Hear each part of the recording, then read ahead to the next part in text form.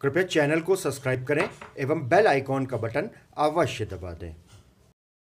नमस्कार दोस्तों, आज हम आपको ऋषि मुनियों की तपस्थली नैमिषारण्य ले आए हैं और यहाँ पर आपको दर्शन कराएंगे रुद्रावर्त तीर्थ के। जी हाँ, यहाँ पर नदी के अंदर, गोमती नदी के अंदर एक शिवलिंग है जो गुप्त रूप से है, और वहीं स्वयं प्रादुर्भावित एक शिवलिंग और भी है जो पास में ही मंदिर के अंदर जिसकी पूजा अर्चना होती है। क्या है इसका इतिहास, कैसे ये बना, इसकी पूरी जानकारी देंगे हमारे ब्यूरो चीफ संजय श्रीवास्तव और सीतापुर के संवाददाता अमरीश श्रीवास्तव। और साथ ही हम जानेंगे कि किस तरह से प्रशासनिक उपेक्षा का शिकार है रुद्रावर्त तीर्थ। सबकी मनोकामनाओं को पूरा करने वाला ये तीर्थ आज स्वयं प्रशासनिक उपेक्षाओं का शिकार है। न यहाँ पर लाइट है, न आने का मार्ग सही है, और भी बहुत सारी जो दिक्कतें हैं। किस प्रकार से ये तीर्थ यहाँ बना, किन बाबा जी ने आकर के इसके बारे में लोगों को बताया, ये सारी जानकारी हम आपको देंगे। दोस्तों, हर साल लाखों की संख्या में लोग यहाँ पर आते हैं, लेकिन फिर भी बहुत कम भक्त ही ऐसे हैं जो रुद्रावर्त तीर्थ जो नैमिषारण्य में है उसके बारे में जानते हैं।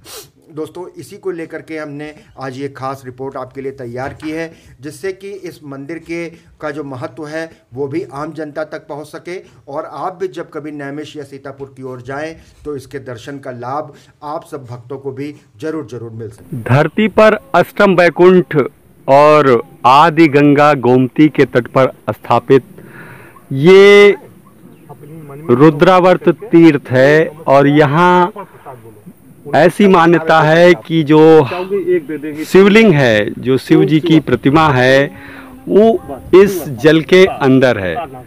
इस समय जो है नदी का जल स्तर बढ़ा हुआ है, इसलिए वहां तक हम नहीं पहुंच सकते।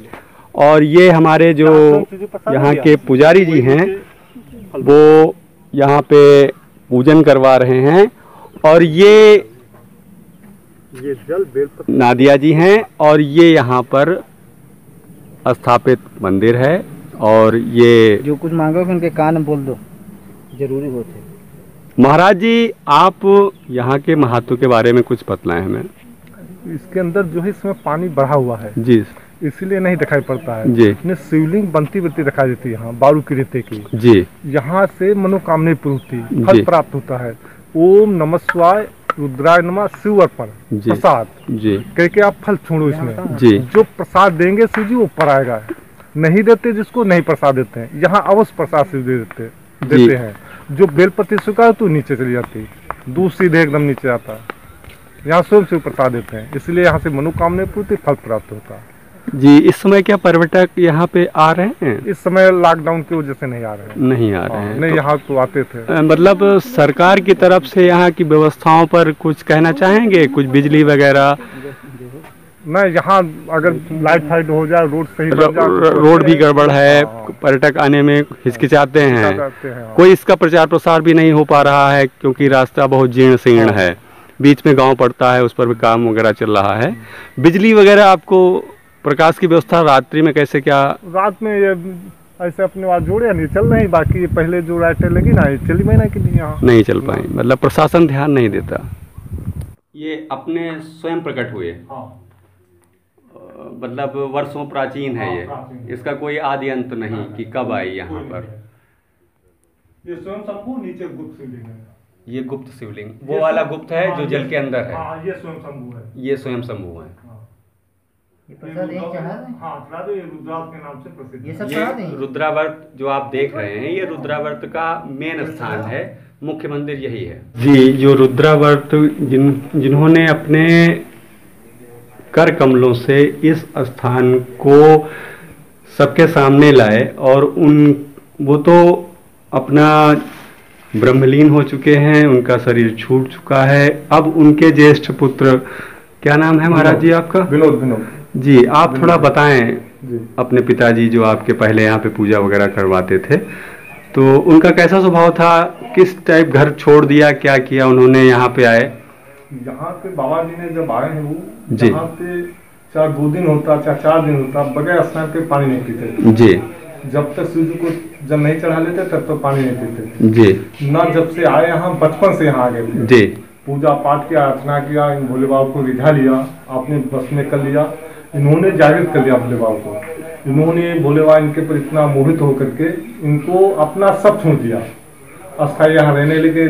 जो आप भक्त यहाँ आता था अपनी मुराद लेके वो पूर्ण हो जाती थी। बाबा जी बस ये कह देते अपने भोलेवास करो, हम क्या जाने, वो जाने, बस उनसे कह दिया, उनसे कह दिया, वही हो गया।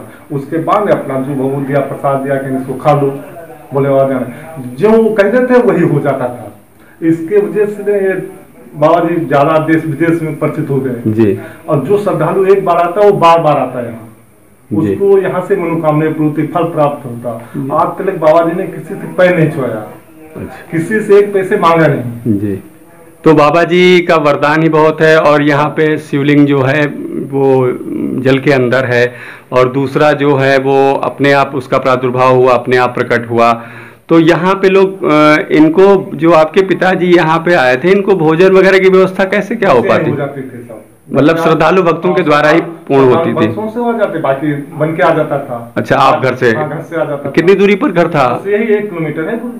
अच्छा, अब जो है यहाँ पे लॉकडाउन का पीरियड रहा है, कोविड-19 का दौर पूरे देश में चल रहा है, शिव जी के भक्त हैं आप यहाँ के पुजारी हैं, तो ये जो महामारी पूरे विश्व में चल रही है, इस बारे में आप क्या कहेंगे?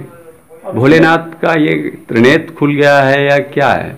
अभी तो पृथ्वी पर जब घोर अन्य आता है जी, तब अपना जो है कलाएं ईश्वर जो है अपनी बंदा करते हैं जी। जब पृथ्वी में घोर अन्य होता है तब यानी विस्फोट होता है धरती पर जी, जनसंख्या कम पड़े या कोई महामारी मचे या कुछ हो, तो पुनः फिर उनको दोबारा उतार लेना पड़ता है। आप क्या कामना करेंगे अपने संसार के लिए, जो इस महामारी से कैसे बचाव किया जाए? महामारी का बोले बात जाने, अब वो जानते अंतर्यामी है, वो खुद बचाएंगे अपना।